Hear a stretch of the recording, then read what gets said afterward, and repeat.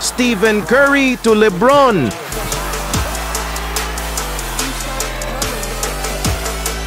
USA panalo laban sa Canada 2024 Olympic Men's Basketball Exhibition Game.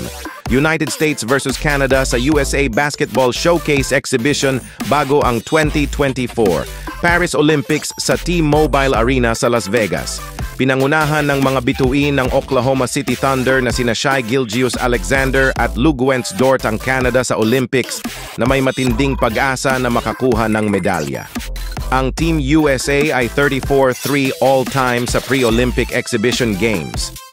Ang starting lineups for USA ay sina Stephen Curry, Devin Booker, Drew Holiday, LeBron James at Joel Embiid. Sa first quarter, nanguna ang Canada 21 laban sa United States, 14 points lamang. Si Shai Gilgeous-Alexander ang tanging Canadian na naglalaro sa unang minuto ng laban. Upang maging patas, ang exhibition game na ito ay may 10-minutong quarters sa halip na ang regular na 12-minutong quarters na mayroon sa NBA.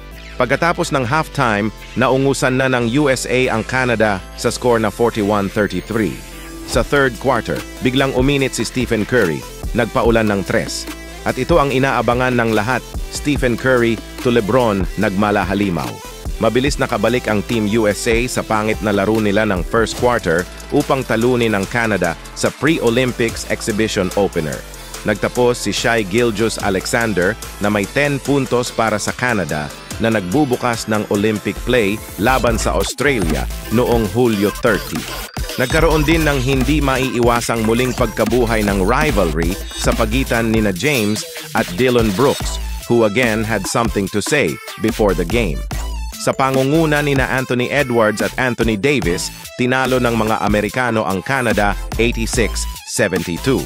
Ang team ay may 4 na exhibitions na natitira sa susunod na 2 linggo bago magtungo sa Paris laban sa Australia, Serbia, South Sudan at Germany.